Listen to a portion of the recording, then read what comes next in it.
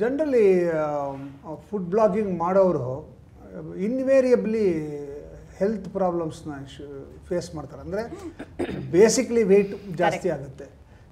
ನಿಮಗೆ ಆ ಥರದ್ದು ಆಗಿದೆಯಾ? ಅಂದರೆ ಜನ ಏನು ದಪ್ಪ ಆಗ್ತಿದೆಯಾ ಅಂತ ಹೇಳಿದ್ದಾಗಲಿ, ಅಥವಾ ಬಾಡಿ ಶೇಮಿಂಗ್ ಮಾಡಿದ್ದಾಗಲಿ, ಅಥವಾ ನೀವು ತಿಂತಾ ಇದ್ದೀನಿ ಸಣ್ಣ ಆಗಬೇಕು ಅಂತ ಎಕ್ಸಸೈಸ್ ಮಾಡೋದು, ಇದೆಲ್ಲ ಹೆಂಗೆ ಮ್ಯಾನೇಜ್ ಮಾಡ್ತೀರಾ? ನನಗೆ ತುಂಬ ಜನ ಕೇಳ್ತಾರೆ, ಹೆಂಗೆ ನೀನು ಪ್ಲ್ಯಾನ್ ಮಾಡ್ತೀಯಾ, ಈ ಥರ ದಿನ ಹೋಗಿ ತಿಂತಾ ಇರ್ತೀಯ, ನೀನು ಮಾಡೋದೇ ತಿಂತಾ ಇರ್ತೀಯ, ಅದ್ರ ಜೊತೆಗೆ ಇವಾಗ ಆಚೆ ತಿನ್ನೋದು ರೂಢಿ ಮಾಡ್ಕೊಂಡಿದ್ಯಾ ಹೆಂಗೆ ಅಂತ.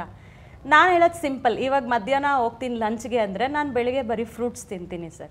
ಯಾಕೆಂದರೆ ಐ ಎ ಫುಡ್ಡಿ. ಅಲ್ಲಿ ಹೋಗಿ ಸುಮ್ಮನೆ ಒಂದು ಬಾಯ್ಗೆ ತಿಂದು ಫೋಟೋ ತೆಗಿಯೋ ಬುದ್ಧಿ ನನಗಿಲ್ಲ. ನಾನು ಹೋದ್ಮೇಲೆ ಪ್ರಾಪರಾಗಿ ತಿನ್ನಬೇಕು, ಪ್ರಾಪರಾಗಿ ತಿನ್ನಬೇಕು. ರಿವ್ಯೂ ಹೆಂಗೆ ಕೊಡ್ತೀನಿ ನಾನು ತಿಂದಿಲ್ಲ ಅಂತಂದರೆ? ಹಾಗಾಗಿ ತಿರ್ಗಾ ರಾತ್ರಿ ಐ ವಿಲ್ ಅವಾಯ್ಡ್.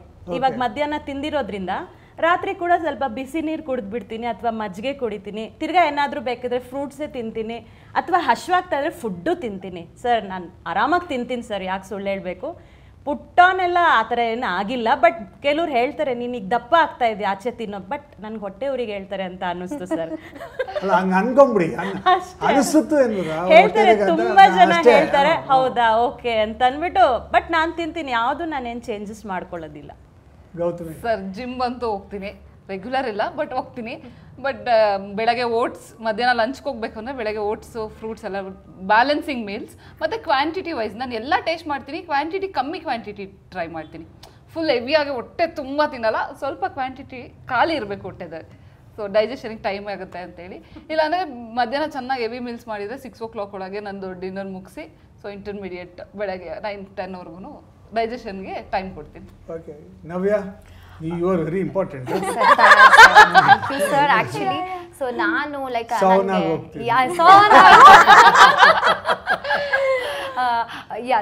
ಹೋಗ್ತೀನಿ. ಎಸ್, ಬಟ್ ನನಗೆ ಯಾವಾಗಲೂ ಬಾಡಿ ಶೇಮಿಂಗ್ ಆಗೇ ಇದೆ. ನಾನು 120 kilos ಇದ್ದೆ ಬ್ಲಾಗಿಂಗ್ ಎಲ್ಲ ಬರಕ್ಕೆ ಮುಂಚೆ. ಸೊ ಬಹಳ ಕಷ್ಟಪಟ್ಟು 35 kilos ಐ ಹ್ಯಾಡ್ ರೆಡ್ಯೂಸ್ಡ್. ಇಲ್ಲ, ನೀವೇ ಇನ್ಸ್ಪಿರೇಷನು ಸರ್. ಸೊ ಬಟ್ ಅದೇನೋ ಅಂತಾರಲ್ಲ, ತಿಂಡಿ ಪೋತಿ ಫುಡ್ಡಿ ಮತ್ತು ಫುಡ್ ಬ್ಲಾಗಿಂಗ್ಗೆ ಬಂದೆ. ಡೆಫಿನೆಟ್ಲಿ ಫುಡ್ ಬ್ಲಾಗಿಂಗಲ್ಲಿ ಇದೊಂದು ಡಿಸಡ್ವಾಂಟೇಜ್ ಇದ್ದೇ ಇದೆ. ಫುಡ್ಡೀಸ್ಗೆ ಎಸ್ಪೆಷಲಿ ನಾನು 10 kg ಜಾಸ್ತಿ ಆಗಿದ್ದೀನಿ. ಇವಾಗಲೂ ಕಷ್ಟ ಆಗ್ತದೆ ಕಮ್ಮಿ ಮಾಡ್ಕೊಳ್ಳೋಕ್ಕೆ. ಬಟ್ ಏನಂದರೆ ಜನ ಹೆಂಗಿದ್ರು ಮಾತಾಡ್ತಾರೆ. ಸಣ್ಣ ಇದ್ದರೆ ನಿಮ್ಗೇನು ಕಾಯಿಲೆನ ಅಂತಾರೆ, ದಪ್ಪ ಇದ್ದರೆ ಏನು ತುಂಬ ತಿಂತಾ ಇದೆಯಾ ಅಂತಾರೆ. ಸೊ ಜನಕ್ಕೆ ನಾನು ಯಾವತ್ತೂ ಬಾದರ್ ಮಾಡಿಲ್ಲ ಸರ್. ಬಟ್ ಹೆಲ್ತ್ಗೆ ಐ ಆಮ್ ಗಿವಿಂಗ್ ಪ್ರಯಾರಿಟಿ. ಫಿಟ್ಟಾಗಿರಬೇಕು ಅಂತ ಎವ್ರಿ ಡೇ 2 hours ವರ್ಕೌಟ್ ಮಾಡ್ತೀನಿ. ತಿನ್ನೋದಂತೂ ಬಿಡಲ್ಲ ಸರ್. ಚೆನ್ನಾಗಿ ವರ್ಕೌಟ್ ಮಾಡ್ತೀನಿ ಸರ್. ನಂಗೆ ಮೊದಲಿಂದ ಡೈಜೆಷನ್ ಪ್ರಾಬ್ಲಮ್ ಇದ್ದಿದ್ದೆ. ಇನ್ಫ್ಯಾಕ್ಟ್ ಡಾಕ್ಟರೇ ಗ್ಯಾಸ್ಟ್ರೈಟಿಸು, IBS ಎಲ್ಲಾನು ಫಸ್ಟ್ ಚಿಕ್ಕವಳಿರುವಾಗಿಂದ ಸ್ವಲ್ಪ ಅದೇ ಸರ್, ಚಿಕ್ಕವಳಿರುವಾಗಿಂದ ಹೆಂಗೂ ಇದ್ದೇ ಇದೆ ಪ್ರಾಬ್ಲಮ್ಮು.